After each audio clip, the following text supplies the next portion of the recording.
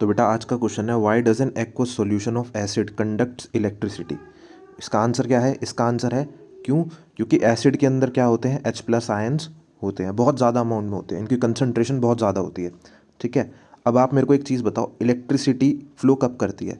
Electricity flow जब करती है जब चार्जेस मूव करते हैं। ठीक है, लेकिन मेटल्स में तो इलेक्ट्रॉन्स होते हैं और एसिड के अंदर क्या होता है? एसिड के अंदर तो इलेक्ट्रॉन्स नहीं होते। एसिड के अंदर क्या होता है? एसिड के अंदर होते हैं H+ आयन। ये भी क्या है? ये भी एक तरीके का चार्ज है। कैसा चार्ज है? पॉजिटिव चार्ज है।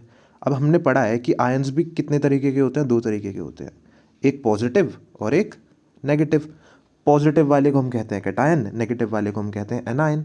तो जब भी हम किसी एसिड को वाटर में डालते हैं तो बनता है उसका एक्वस सॉल्यूशन, जिसकी वजह से होता क्या है?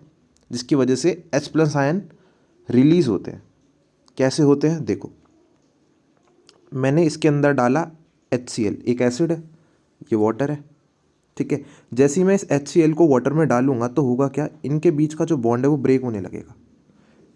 ये HCl जो है H+ और Cl- में ब्रेक होगा, H+ और Cl- में ब्रेक होगा।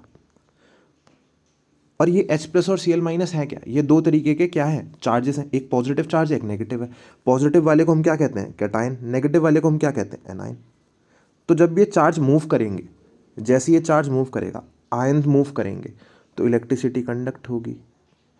ये हमने इलेक्ट्रिसिटी चैप्टर में भी पढ़ा है। इलेक्ट्रिसिटी चैप्टर में हमने क्या पढ़ा है? जब इलेक्ट्रॉन मूव करते हैं किसी वायर में से तो करंट बनता है।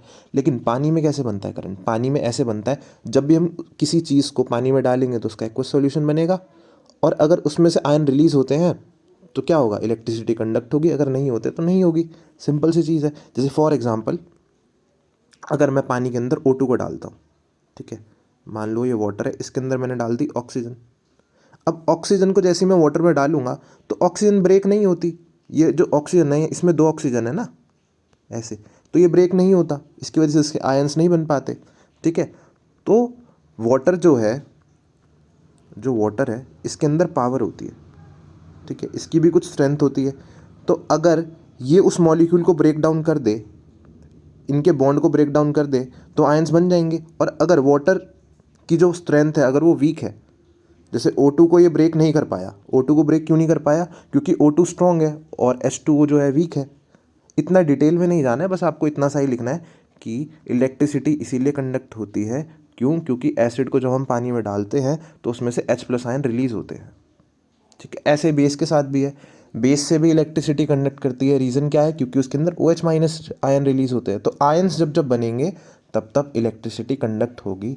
बहुत सिंपल सी चीज़ है, बहुत आसान सी चीज़ है, याद रखना। ठीक है।